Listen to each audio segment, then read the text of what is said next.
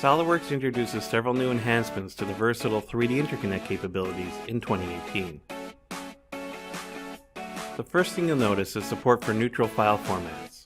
These include ACIS, IGES, and STEP files. These files no longer need to be translated, and instead can be simply inserted into your SolidWorks assemblies and used like other components. This works the same way native third-party files can with 3D Interconnect. Likewise, these files can be easily updated without the need for deleting and re-importing the files. However, neutral files do not support the same intelligent Face ID mapping that native third-party files do. Other new enhancements take your third-party 3D files further, including support for reference geometry.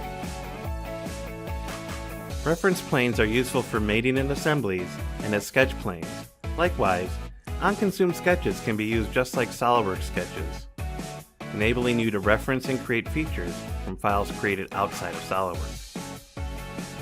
This will allow you to do more with existing files from other 3D design tools, eliminating the need for time-consuming migration of data. Finally, custom properties are now supported for your legacy 3D files, either opening a third-party file or inserting it directly into an assembly.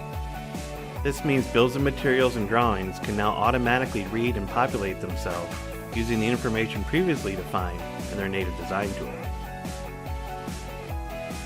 3D Interconnect continues to allow you to leverage 3D design data from whatever source you like without compromising on capability.